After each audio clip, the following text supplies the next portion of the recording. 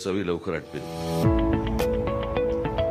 काय असतं, पोट भरलेलं असतं तेव्हा कानाला भूक लागलेली असते, पण ज्याला पोटामध्ये भूक असते त्याला कान बंद झालेले असतात. त्याच्यामुळे 1:45 वाजता अजून तुम्हाला काय देणार.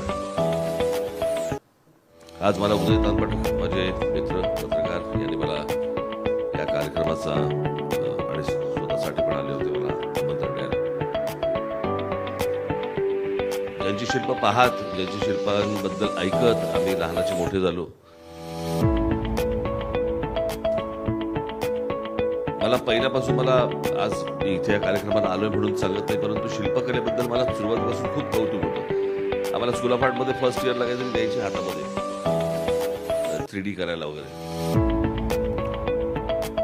ती चिकण माती असायची, चिकण माती. आम्ही कागदावरची चित्र काढत आलो, पण शिल्पकार हा चिकण माती मधला चिकण माती बाहेर काढून शिल्प तयार करतो. आणि ते तुम्हाला एक तर तुम्हाला दिसावं लागतं, ते दिसलेलं पाहिजे, त्या गोळ्यामध्ये काहीतरी दिसलेलं पाहिजे. आणि मला असं वाटतं ते तुम्हाला दिसणं हेच अद्भुत आहे. जगभरामध्ये मी अनेक शिल्प पाहिलेली आहेत, आपल्या देशामध्ये पाहिलेली आहेत. फक्त त्या भाऊंचा उल्लेख किंवा भाऊंबद्दल अशा अनेक काही चित्रकार आहेत, व्यंगचित्रकार आहेत, शिल्पकार आहेत, अनेक लोक आहेत असे भारतामध्ये. त्यांचा उल्लेख मी नेहमी असा करतो, देश चुकलेले कलावंत. कारण हे कलावंत जर युरोपमध्ये असते तर त्यांचा काय सन्मान झाला असता. मी मागे पण एकदा माझ्या भाषणामध्ये उदाहरण दिलं होतं की ज्या वेळेला मी रोमच्या विमानतळावरती उतरलो, लँड झालं विमान, आणि कानावरती एअरोस्टेसची ज्या वेळेला एक लाईन ऐकू आली की welcome to Leonardo da Vinci airport.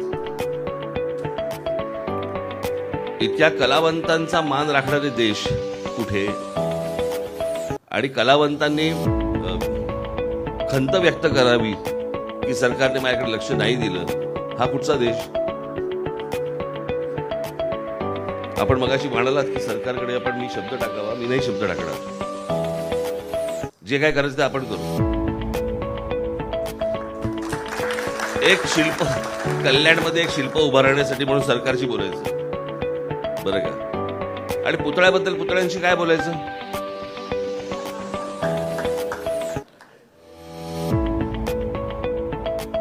ही शिल्पकला खूप कठीण गोष्ट आहे. आपल्याकडे जसं चित्रपटाबद्दल चित्रपट काय म्हणतो त्याला, मूवी ऍप्रिसिएशन कोर्स असतो, तसं चित्र कसं पाहावं, शिल्प कसं पाहावं, शिल्प कसं करावं हा नंतरचा भाग. प्रत्येक जण काय शिल्पकार होऊ शकतो असं नाहीये, परंतु शिल्प कसं पाहावं, चित्र कसं पाहावं हे समजून सांगणारी पण काही लोक आपल्याकडे पाहिजेत. काही शिल्पकार तर म्हणजे कोण रे हे असं विचारावं लागतं. माझ्या आजोबांचा एकदा त्या 74-75 सालची गोष्ट असेल, रमादेवीला एक माझ्या आजोबांचं जे स्मारक आहे तिकडे पुतळा त्यांचा केला होता. त्या पुतळ्याचं अनावरण होतं, त्याला बाळासाहेब होते. मी तेव्हा छोटासा आपण व्यासपीठावरती होतो, समजत होतं काहीतरी चालू आहे ते. वसंतदादा पाटील त्याला मला छोटे मुख्यमंत्री होते. शिल्पकलेबद्दलचं पहिलं ज्ञान मला तिकडे मिळालं. तो समोर पुतळा होता, त्याचं अनावरण झालं आणि त्याच्यानंतर भाषण झाल्यावरती बाळासाहेब म्हणाले की हा पुतळा पाहिल्यावरती हे माझ्या वडिलांपेक्षा मधु दंडवतींचे वडील जास्ती दिसत आहेत. त्याच्यामुळे शिल्प कसं नसावं हे मला त्या वयामध्ये मला समजायला लागलं की त्याचं कॅरेक्टर कसं असावं, किती त्याच्यामध्ये मेहनत घ्यावी.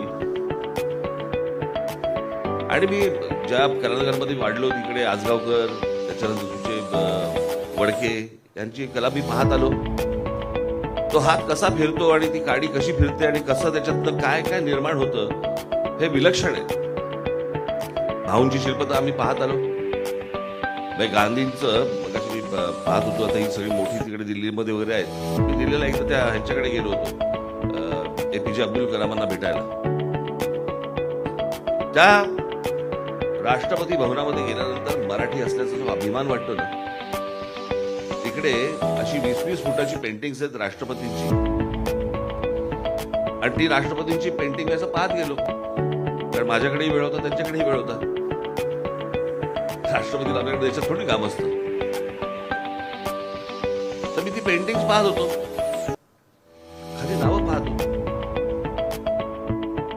त्याच्यामध्ये आचरेकर होते, त्याच्यामध्ये सातावळेकर होते, त्याच्यामध्ये अनेक जण होते. हे मराठी कलावंतांनी, मराठी कलाकारांनी राष्ट्रपती भवनामध्ये राष्ट्रपतींना वाटावं की ह्यांनी आमचं चित्र काढावं. जसं एकदा मी स्वामी विवेकानंदांच्या तिकडे ह्याला गेलो होतो, दक्षिणेला. उलट फिरल्यावरती दिसलं एस.एन. पंडितांची पेंटिंग्स आहेत तिकडे, परमहंसांची. म्हणजे मराठी कलावंत कुठून कुठे पोहोचलेले आहेत, पण त्याची दखल महाराष्ट्रामध्ये घेतली जात नाही, कारण महाराष्ट्रात माहितीच नसते. म्हणजे एकदा एक स्पोर्ट्स मिनिस्टर होते, एका कार्यक्रमाला झाली लगेच 1 वर्ष झाली. माझी गप्पा मारतो एवढ्यात दिलीप वेंगसरकर आले.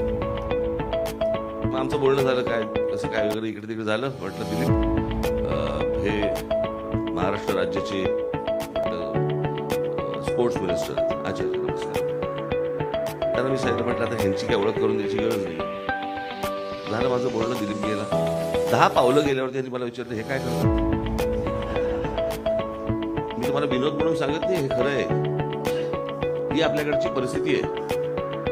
त्याच्यामुळे ह्यांच्याकडनं फार अपेक्षा न ठेवता हे मला असं वाटतं आपणच कराव्यात. आणि एवढी जर अपेक्षा असेल तर मग माझ्या हातातच द्या ना. कळलं का? मूळ गोष्टीपासून मला लांब ठेवायचं आणि अपेक्षा माझ्याकडनं करायच्या, हे काय बरोबर दिसत नाही. तर त्याच्यामुळे तुम्ही मला ती दोन्ही जबाबदारी दिल्यात तरी माझी काही हरकत नाहीये. आज या कार्यक्रमाला एक तर बराच आधीच उशीर झाला. मला इथून परत जायचं बोरिवलीला. तिथे आज सही रे सहीचा 4000वा काहीतरी प्रयोग आहे. मला परत जायचं तिकडे बोलवलं, त्याच्यामुळे मला जेवण करून तिकडे निघायचंय.